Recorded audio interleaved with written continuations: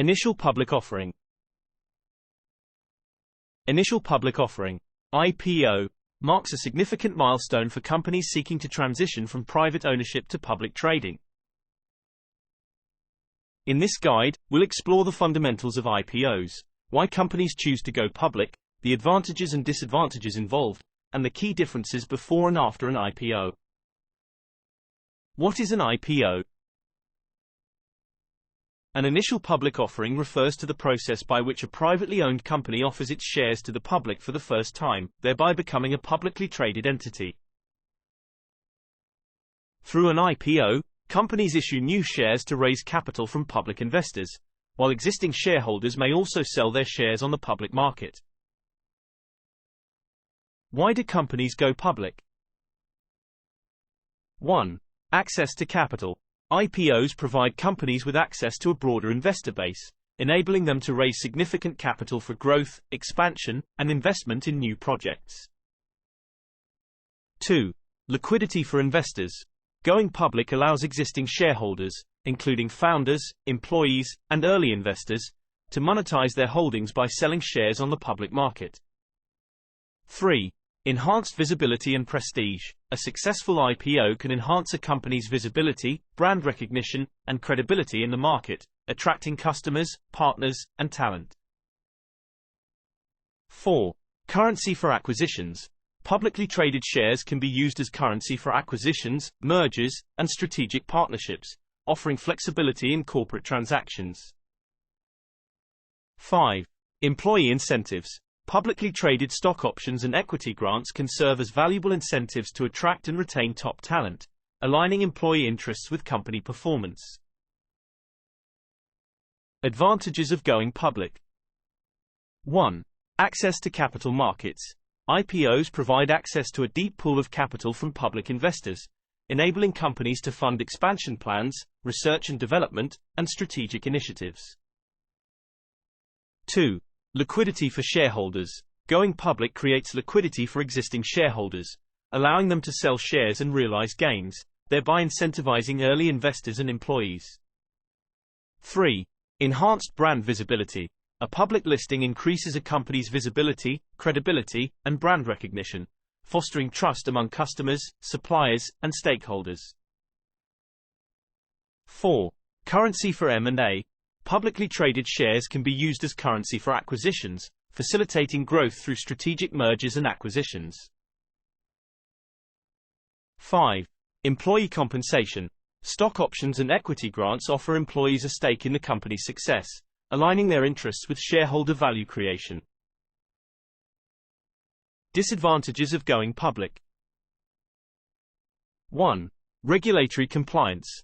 Public companies face stringent regulatory requirements, including financial reporting, disclosure, and governance standards, which can be costly and time-consuming to maintain. 2.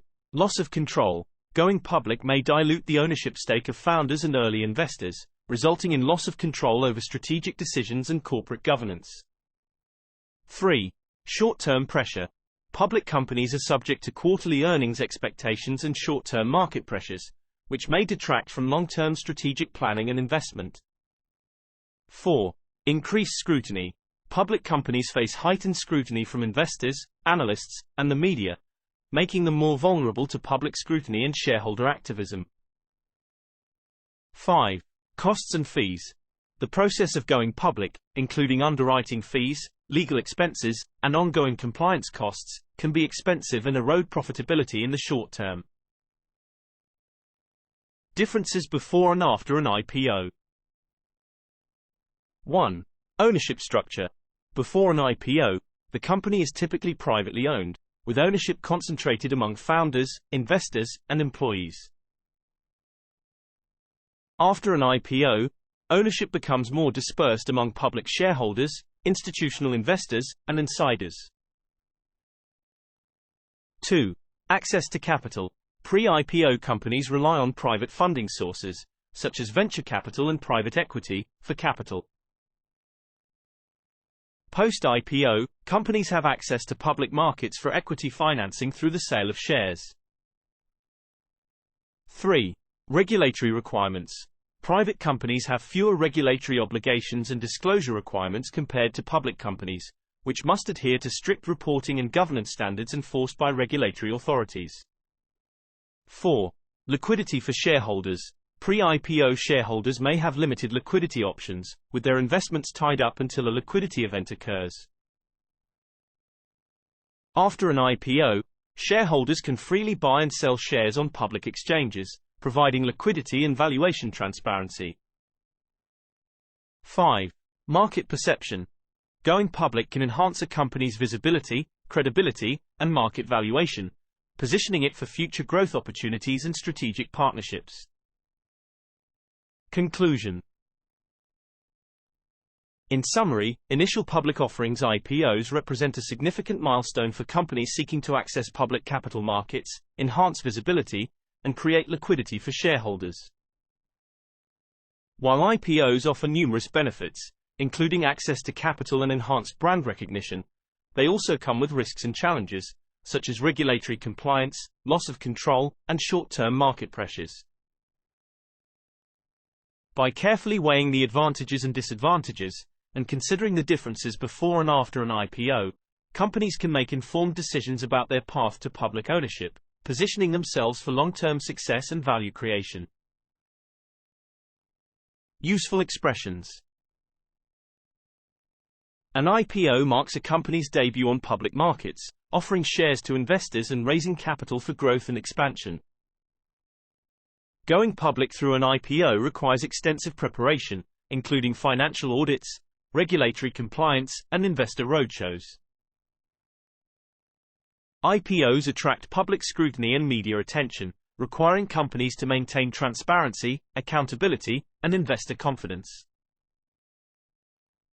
Successful IPOs can unlock access to capital, enhance brand visibility, and provide liquidity for early investors and employees.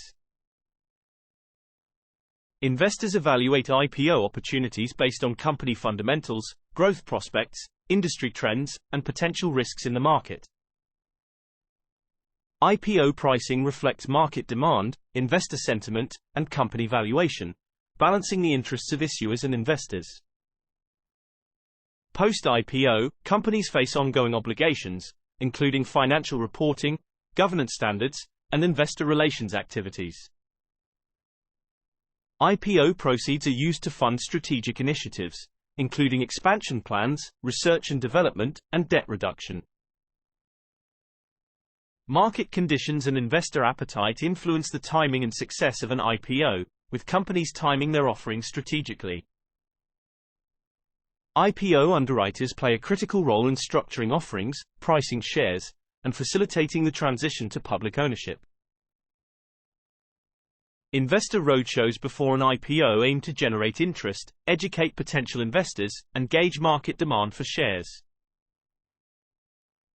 Post-IPO, companies must navigate increased regulatory requirements, public scrutiny, and quarterly reporting obligations to maintain compliance. The IPO process involves collaboration with investment banks, legal advisors, auditors, and regulators to ensure a smooth transition to public markets. Investors participate in IPOs to capitalize on potential returns, diversify their portfolios, and gain exposure to emerging growth opportunities. IPOs offer companies access to a broader investor base, enhancing liquidity and providing a platform for future fundraising activities. Investor confidence in an IPO is influenced by factors such as company management, growth prospects, competitive positioning, and industry dynamics. IPO pricing dynamics include factors such as valuation multiples, market comparables, growth potential, and investor demand for shares. Post-IPO, companies focus on delivering shareholder value through strategic execution, operational excellence, and transparent communication with investors. IPO filings with regulatory authorities provide detailed disclosures on company financials, operations, risks, and management team qualifications. IPO roadshows involve presentations by company executives to institutional investors, highlighting growth drivers, competitive advantages, and future prospects. Investor appetite for IPOs varies depending on market conditions, economic outlook, industry trends, and investor sentiment. Post-IPO, companies must maintain effective corporate governance practices, aligning with regulatory requirements and investor expectations. IPO pricing mechanisms include book-building processes, Dutch auctions, and fixed-price offerings, tailored to company needs and market dynamics. Post-IPO, companies must balance growth initiatives with profitability goals, managing investor expectations and delivering sustainable value over the long term. Investors evaluate IPOs based on factors such as company growth potential, market positioning, competitive advantages, and management team expertise.